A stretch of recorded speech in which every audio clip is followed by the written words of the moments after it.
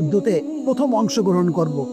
আমার মাল সাবানা সবকিছু, আমার জীবনটা আমি ওই যুদ্ধেতে দিয়ে আসবো।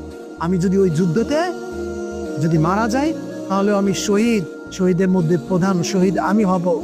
আর আমি যদি ফেরত আসি, আমি তাহলে জান্নাতে জান্নাত। আবু হুরায়রা রাদিয়াল্লাহু তাআলা আনহু বলছে, যেন শুনে রাখো, হে হিন্দু জাতি শুনে রাখো, তোমরা যুদ্ধ করবা বাঁচার জন্য, সম্পদের জন্য, লোভের জন্য, টাকার জন্য।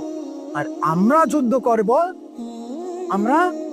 করব হলো জান্নাতের লোভে, জান্নাতে যাওয়ার জন্য। আমরা যুদ্ধ করব জাহান্নামে বাঁচার জন্য। আমরা যুদ্ধ করব দ্বীন কায়েমের জন্য। আল্লাহু আকবার।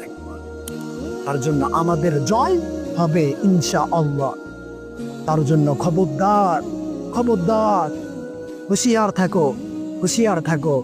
মুসলমান জাতি অনেক ভয়ঙ্কর, অনেক ভয়ঙ্কর। আল্লাহ তাআলা আমাদের বোঝার তৌফিক দান করুক।